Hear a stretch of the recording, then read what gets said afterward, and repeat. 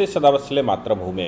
हम लोग चर्चा करने जा रहे हैं अमृतपाल सिंह के ऊपर हमला करने के लिए हमला करने की इंटेलिजेंस की रिपोर्ट है। ये बहुत बड़ी मुझे लगता है खबर है। द ट्रिब्यून ने छापी है, मैं उसको वेरीफाई नहीं करता हूँ। द ट्रिब्यून टाइम्स या ट्रिब्यून का जो ऑनलाइन पोर्टल है उसको मैं नीचे आपको लिंक में दे दूँगा ताकि आप स्वयं पढ़ें कि आखिर क्या है। कारण मैं बता सकता हूँ, उसकी एनालिसिस करने का प्रयास हम करते हैं कि अगर वाकई में ये बात सच है, क्योंकि सिख फॉर जस्टिस इसके लिए भी कहा गया है, क्योंकि उन्होंने पीछे ये आह्वान किया था कि वो दिल्ली एयरपोर्ट के आसपास कहीं पर कुछ धमाका करेंगे और उसके ऊपर वो खालिस्तानी फ्लैग लगाएंगे, दिल्ली एयरपोर्ट के अगल बगल कहीं पर। उस पर भी इंटेलिजेंस की रिपोर्ट है। दूसरा है मोची, जो जूता काटने वाले लोग हैं, फुट शोल्डर्स जिसको कहते हैं या फुट शोल्डर्स जिसको कहते हैं, जो भी शब्द इस्तेमाल करो। इंग्लिश में शब्द इस्तेमाल हुआ है फुट शोल्डर्स। फुट शोल्डर्स हम जूता काटने वाले को भी कह सकते हैं या भाई कुछ और इसका मतलब हो तो मैं बता नहीं सकता। ये कहा गया है कि अमेरिका के कोई बाप बेटे उन दो ने फुट शोल्डर्स को पैसा भेजा है अमृतपाल सिंह के ऊपर अटैक करने का। अब ये जो पैसा भेजा गया है आखिर, लेकिन ये जो कहा गया है वो ये कहा जा रहा है कि एंटी नेशनल ग्रुप्स ने ये पैसा भेजा है। अब अमृतपाल सिंह के ऊपर हमला करने का, या जो वारिस पंजाब जिसको वो अपने आप को कहता है, उसके ऊपर हमला करने के लिए एंटी नेशनल फोर्सेस उसको पैसा भेजती हैं। आखिर क्यों? क्योंकि वो तो खुद ही बहुत बड़ा एंटी नेशनलिस्ट है। वो तो खालिस्तानी मूवमेंट चला रहा है, खालिस्तान को अलग करना, खालिस्तान अलग उसको चाहिए।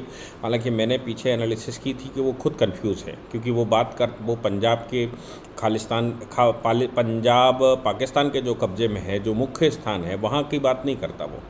वो जम्मू कश्मीर में गलत तरीके से 370 हटाया गया उसकी बात करता है। कहता है आपने लगाया था, आपने हटा लिया गया। हमें एक ऐसा आर्टिकल, एक ऐसा आश्वासन चाहिए जिसको आप न डिस्टर्ब कर सकें। वो कहता है कि सन 1932 से हमारा मूवमेंट चल रहा है। वो कहता है कि आज़ादी के बाद भी पंजाब सूबे का मूवमेंट चला। पंजाब सूबे का मूवमेंट मैं आपको बताऊं, इसी इंटेलिजेंस रिपोर्ट में 2018 में खालिस्तानी लीडर, वो खालिस्तानी कह रहा हूँ, अकाली दल के एक लीडर्स की हत्या के लिए भी इंटेलिजेंस की रिपोर्ट आई थी 2018 में। अब ये आखिर पंजाब सूबा और ये खालिस्तान, ये इसका संपर्क क्या है, इसका रिलेशन क्या है? दूसरी बात ये है कि अकाली का क्या है। मैं आपको बताऊं कि जिस समय पार्टीशन हो रहा था उस समय रावलपिंडी के अंदर बहुत बड़ी जनसभा करी जा रही थी फतेह सिंह जी के द्वारा। वो जनसभा ये कर रहे थे कि हमें पंजाब अलग देश चाहिए, पंजाब नहीं चाहिए। अच्छा, पाकिस्तान का जो अस्तित्व है वो पाकिस्तान ऑक्युपाइड पंजाब, यानी कि लाहौर के बगैर तो अस्तित्व ही ख़त्म हो जाता है, ये तो पक्की बात है। आज भी पाकिस्तान की राजनीति में अगर कोई हावी है तो वो है पंजाबी, यानी कि वो है पंजाबी मुसलमान जो कन्वर्ट होकर मुसलमान बन गया। पंजाबी माइंड के बहुत शार्प होते हैं, इसमें कोई शक नहीं है। और मुस्लिम हो गए, मुस्लिम होने के बाद रास्ता दूसरा पकड़ गए, लेकिन पॉलिटिकली वो पूरे के पूरे पाकिस्तान के ऊपर हावी हैं। तो बात यहाँ पर आती थी कि अगर पंजाब अलग देश बनेगा तो फिर पाकिस्तान कभी अस्तित्व में नहीं आ सकता है। इसलिए उनके परिवार के ऊपर, उनके पूरे गांव के ऊपर एक हमला किया गया और हजारों सिख मार दिए गए। इसके बाद वो इधर चले आए। इधर आने के बाद यहाँ वो पंजाब सूबे की डिमांड करने लगे कि भाई अलग पंजाब सूबा चाहिए। वो ही हैं जो कि मतलब वो लीडर ही, उस समय की जो लीडरशिप है वो लीडरशिप ही अकाली दल के रूप में कन्वर्ट हुई। आज जो अकालीस के बादल ग्रुप बैठा हुआ है, ये बादल ग्रुप्स का क्रिएशन नहीं है, ये पहले से क्रिएशन हुआ और वो पंजाब सूबे की मांग कर रहे थे। पंजाब सूबे की मांग करने पर भी बाद में पंजाब, उस समय का जो हिस्सा था, दिल्ली, हरियाणा, पंजाब, हिमाचल अलग अलग किए गए और एक पंजाब सूबा बनाया गया। वो कहता है कि पंजाब सूबे की डिमांड हमारी शुरू से थी, ये कोई नया काम नहीं है। हालांकि अकाली उस विचारधारा के थे, लेकिन अकालियों के साथ उस समय के जनसंघ ने कोलैबोरेशन किया। बाद में भारतीय जनता पार्टी बनी तो भारतीय जनता पार्टी ने कोलैबोरेशन किया, और जब भारतीय जनता पार्टी अकालियों के साथ आ गई तो अकालियों का जो सेपरेटिस्ट मूवमेंट था वो एकदम ख़त्म हो गया।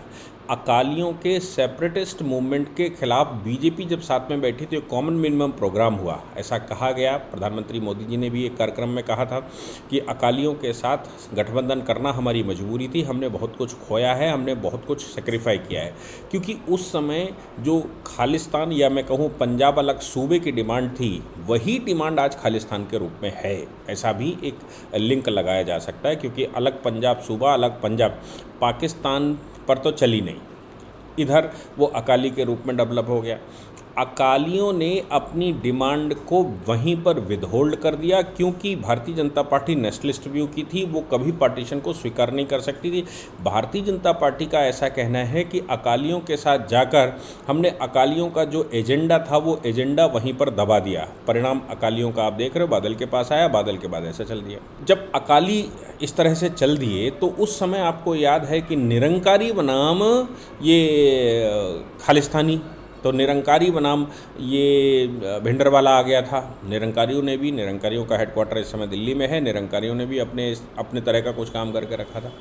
खैर, भिंडरवाला को ये भी कहा गया कि उस समय केंद्र की कांग्रेस ने उनको सपोर्ट किया था और भिंडरवाला को बनाकर बड़ा कर दिया। बाद में भिंडरवाला को मारने के लिए इंदिरा गांधी को स्पेशल फोर्सेस लगानी पड़ी।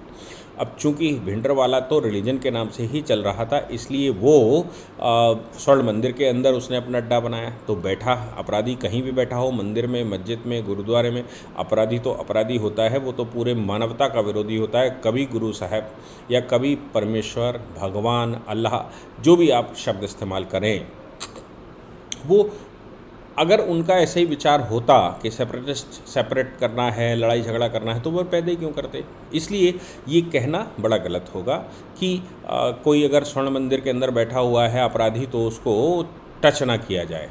तो इंदिरा गांधी ने उस समय मरवा दिया। उसके बाद इंदिरा गांधी की हत्या कर दी कुछ लोगों ने। उसके बाद देश में 1984 हुआ। हालांकि 84 स्वतंत्र भारत का सबसे काला दिवस, 84 काला समय 84 माना जाता है। पूरे देश ने उस पर माफ़ी मांगी। पूरे देश में सारी लीडरशिप उस पर माफ़ी मांगती है और मनमोहन सिंह खुद भी उस पर माफ़ी मांग चुके हैं। मनमोहन सिंह ने खुद स्वीकार किया है कि वो गलत था। हालांकि कांग्रेस उस समय जो कर गई है, जो कर रही थी, वो करी गई थी। उसके बाद फिर वो जब स्लोली चला तो अभी ये नई कहानी निकलने लगी। खैर, मैंने तो ये बैकग्राउंड बताया, लेकिन ये जो अमृतपाल सिंह वारिस पंजाब लेकर आया है, ये तो दुबई में इसका परवरिश हुई, दुबई में ही पूरा परिवार रहता है, वहीं ट्रांसपोर्ट का बिजनेस करता है। आखिर वहाँ की नागरिकता लेने के बाद उसको अब यहाँ मिल क्या रहा है, आखिर क्यों यहाँ पर वो इंटरेस्ट ले रहा है, क्यों यहाँ पर वो एंट्री मार रहा है। तो इसके पीछे तो मैं मानकर चलता हूँ कुछ शक्तियाँ ऐसी ज़रूर होंगी जो बलि का बकरा मांगती हैं, और कुछ लोग मेंटली डिस्टर्ब उनको मिल जाते हैं तो उनको लाकर खड़ा कर देते हैं। ये बात उसने इंडिया टीवी को जो इंटरव्यू दिया, उस इंटरव्यू में साफ दिखाई दी कि वो क्लियरिटी से कुछ नहीं कह पा रहा है कि वो आखिर क्यों है यहाँ, वो करना क्या चाहता है। लेकिन हम लोगों ने आमला में जो घटना देखी, वो घटना तो भीमस थी। वो उसको कभी सोचा नहीं जा सकता कि ऐसी घटनाएं भी भारत में हो सकती हैं। तलवारें लेकर थाने पर खड़े हो जाएं, थाने को घेर लें। इसके लिए loose administration, law and order का सवाल भी खड़ा किया जा सकता है कि लॉ एंड ऑर्डर जिनके हाथों में है वो उसको संभाल नहीं पा रहे हैं, और लॉ एंड ऑर्डर की ये बुरी दशा ही इसका कारण थी। क्योंकि हर युग में, हर समय पर इस प्रकार के रेवलरी ग्रुप, इस प्रकार के पागलपंथी के ग्रुप, इस प्रकार के मेंटली डिस्टर्ब लोग होते रहे हैं, और इनको लॉ एंड ऑर्डर को मेंटेन करने वाली सरकारें जो भी रही हैं, उन्होंने उसको मेंटेन किया है। आज पंजाब की जो सरकार है वो लॉ एंड ऑर्डर को मेंटेन करने में सक्षम नहीं है। और दिल्ली में हम जान ही रहे हैं कि कैसे सिसोदिया, केजरीवाल और ये सब फंसे हुए हैं। सतेंद्र जेल में हैं, और कितने सारे मंत्री उनके जेल में हैं। पंजाब में उनकी सरकार बैठी हुई है। तो ये विवाद बढ़ाने के लिए उनका ये इस तरह के कुकृत्य करना स्वाभाविक है। अच्छा तो ये है कि दिल्ली में लॉ एंड ऑर्डर या दिल्ली में पुलिस फोर्स केंद्र सरकार के हाथ में है। अगर दिल्ली में भी पंजाब की तरह पुलिस फोर्स कहीं केजरीवाल के हाथ में होती तो आप समझ सकते थे कि दिल्ली का क्या हाल हो सकता था, दिल्ली कितनी बुरी सिचुएशन में इस समय आ चुकी होती।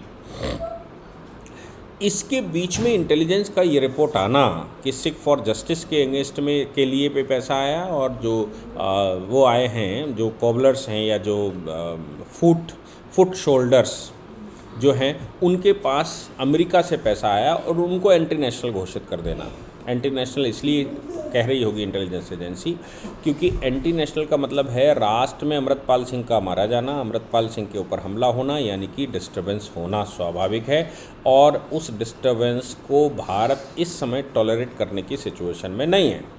इसलिए इंटेलिजेंस उसको कहता होगा कि अमृतपाल सिंह को डील किया जा सकता है। हालांकि पंजाब पुलिस ने उसमें ये कहा कि हमने सभी डिस्ट्रिक्ट हेडक्वार्टर्स को अलर्ट कर दिया है, हमने वो जो वारिस पंजाब के उनके अपने ऑफिस बेरर्स हैं, उनका जो संगठन है, उस संगठन के प्रत्येक व्यक्ति के ऊपर फाइनेंशियल एक्टिविटी को लेकर वॉच करना शुरू कर दिया है।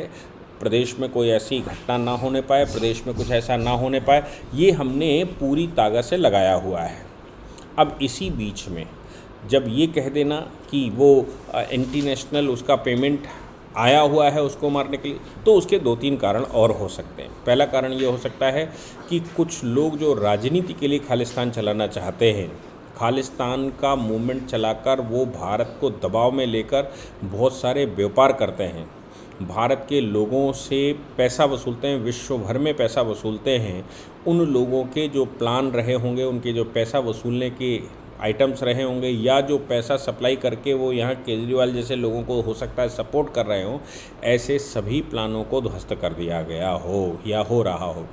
अमृतपाल सिंह अगर ऐसे चढ़कर आएगा तो ये तो निश्चित बात है कि विदेशों में बैठे हुए जो दूसरे खालिस्तानी मूवमेंट को पका रहे हैं, क्योंकि अमृतपाल सिंह तो दुबई बेस्ड है और ये जो सारा का सारा हेडक्वार्टर है वो कहीं कनाडा या यूएस में है, तो कहीं कनाडा या यूएस वाले कोई ख़तरनाक प्लान तो नहीं बना रहे, उस प्लान को कहीं अमृतपाल सिंह खराब तो नहीं कर रहा। और दूसरी बात ये भी है, कहीं अमृतपाल सिंह खुद में रेवोल्यूशनरी ग्रुप तो नहीं है, कहीं उनको ये तो नहीं लग रहा है कि अमृतपाल सिंह अगर कभी पकड़ा गया ऐसी गतिविधियों में तो अमृतपाल सिंह के माध्यम से उनकी पूरी कलई खुल जाएगी और वो बहुत बड़े स्तर पर फंस जाएंगे। इन बातों पर अगर विचार करेंगे तो फिर ये बात समझ में आती है कि अमृतपाल सिंह, और अमृतपाल सिंह के इंटरव्यू से भी ये समझ में आता है कि वो बहुत उत्साह में है, वो बहुत जल्दबाजी में है और वो चीज़ों को जिस प्रकार से ले रहा है उससे तो ये निश्चित बात है कि वो फंसेगा। और भारत में उसकी गिरफ्तारी होने के बाद जब एजेंसियां उस पर पूछना ताछना शुरू करेंगी तो उसको कुछ ना कुछ तो बकवास निकाल कर रखनी ही पड़ेगी। उससे कुबलवाया जा सकता है कि उसके पीछे की फोर्सेस क्या हैं, उनके प्लान्स क्या हैं, वो क्यों भारत में इतना डिस्टर्ब करना चाहते हैं, क्या उनके नीतियाँ हैं। अमृतपाल सिंह अगर टूटा तो वो सब कुछ खोल कर रखेगा। इसलिए इन ग्रुप्स का ये भी प्लान हो सकता है कि अमृतपाल सिंह कभी खोल कर रखे। अमृतपाल सिंह ग्राउंड पर उतर आया है, अमृतपाल सिंह ने जिस प्रकार से बंगाल में जो गतिविधियां की हुई हैं और जिस प्रकार से वो थानों पर हमले शमले कर रहा है और इंटरव्यू दे रहा है, उससे उनको डर लग गया होगा, इसलिए वो अमृतपाल सिंह को रास्ते से हटाना चाहते हों, इसमें भी कोई बड़ी बात नहीं है। बहुत सारे ग्रुप्स, क्योंकि ये जो मूवमेंट इस तरह के चलते हैं, ये केवल मूवमेंट नहीं चलते, इनकी एक बाकायदा गूगल शीट होती है, इनकी बाकायदा एक प्लानिंग होती है, उस प्लानिंग में देश को डिस्टर्ब करने की विधि होती है, देश को डिस्टर्ब करने का तरीका होता है। ये भी संभव है कि दिमाग में ये आ रहा हो कि मोदी जी के रहते हुए अगर ये अमृतपाल सिंह वहाँ फटा तो अमृतपाल सिंह सब कुछ कबूल देगा और मोदी सरकार इस समय इतनी स्ट्रांग सरकार है, जैसा टोनी ब्लेयर ने कहा है कि भारत स्वतंत्रता के बाद इतना सशक्त कभी नहीं रहा जितना आज है।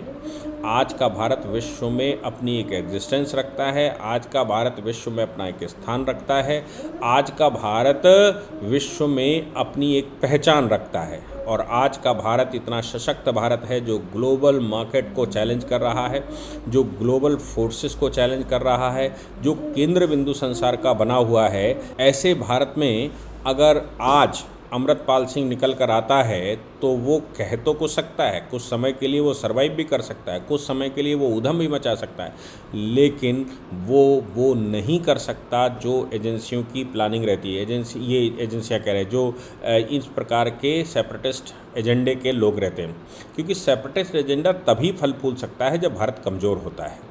आपने 2004 से लेकर 2014 का जो भारत देखा वो कमज़ोर भारत था, उसी भारत में बहुत सारे सेपरेटिस्ट एजेंडे सामने आए जब आज सशक्त भारत है तो 370 खत्म कर रहा है, आज सशक्त भारत है तो नॉर्थ ईस्ट में केंद्र की सरकार प्रवेल कर रही है, आज सशक्त भारत है तो अजानों नमाजों और बुर्के पर बैन लग रहे हैं, आज का सशक्त भारत है तो उसमें ट्रिपल तलाक पर बैन लग रहे हैं, आज का सशक्त भारत है तो विदेशी धरती पर जो भारतीय लोग थे CAA के माध्यम से उनको स्थान मिल रहा है, आज का भारत है जिसमें नोटबंदी करके दुश्मनों के, देश विरोधी शक्तियों के पैसों को ख़त्म किया जा रहा है, उनको ख़त्म करने के बाद ही वो ज़मीन पर आ गए हैं। तो आज के भारत में अगर जब हम बहुत सारे FCRA के कानून बनाकर फंडिंग को लेकर ये सब कर सकते हैं तो फिर आप समझ लीजिए कि आज के भारत में अमृतपाल सिंह कहाँ एग्जिस्ट करेगा, और अगर वो प्रयास करेगा तो पकड़ा जाएगा,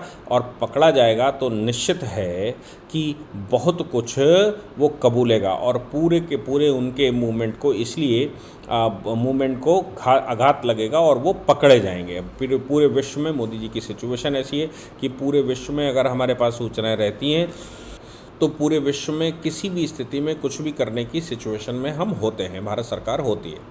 इसलिए मुझे लगता है कि ये जो रिपोर्ट आई है, ये रिपोर्ट को बड़े पॉजिटिवली लेना चाहिए। मैं कह रहा हूँ, इसको मैं वेरीफाई नहीं कर रहा, मैं क्रॉस वेरीफाई नहीं कर रहा, बस इतनी सी बात है कि इनको मैं इसकी जो नीचे जी इसका जो लिंक है वो आपको साथ में प्रोवाइड करूँगा। जय हिंद, जय भारत, वंदे मातरम।